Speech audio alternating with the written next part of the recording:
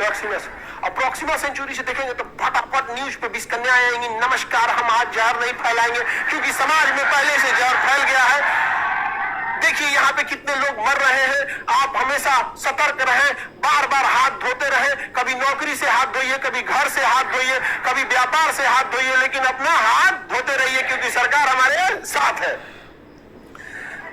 समझ आएगा कि नहीं गया? हाथ धोने की बार बार बोला जाता ना कोरोना में। जिंदगी से हाथ धोवा दिया सब। यहाँ पर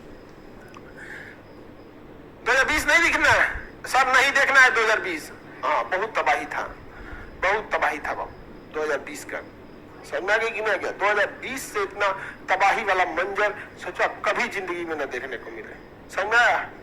बहुत दो घटनाएं 2020 में बहुत खराब हुई थी। एक, हम दो अपने स्टूडेंट का डेड बॉडी गाड़ी में ले गए, उतना खराब दिन कभी देखने को नहीं मिला था।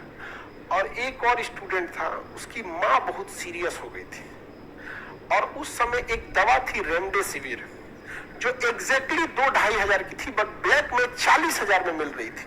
और उसके लिए भी बहुत सोर्स पैर भी लगाना पड़ रहा था। 40,000 महीने की दे के ले ले, एक दिन में 100-200 आता ही था, और बवाल हो जाता था।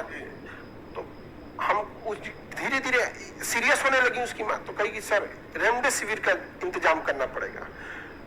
तो 2 दिन में जब घर से आई पटना, 2 दिन में उसकी मम्मी बहुत सीरियस होने लगी। तीसरा दिन ना वो क्या बोलता है कि सर भैया को बचा लीजिए, मम्मी अब नहीं बच पाई।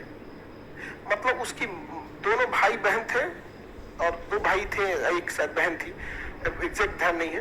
तो जो बड़ा भाई था वो ज्यादा केयर कर रहा था, कहाँ ले जाना, ले या नहीं, उसको भी हो गया था, वो भी सीरियस होने लगा। अब सोचो कितना तकलीफ होगा कि हम जब एक रेमडेसिविर का इंतजाम कर दिए यहां से, तो कहते कि नहीं सर अब मम्मी को बचाना मुश्किल है, भैया को प्लीज बचा लीजिए।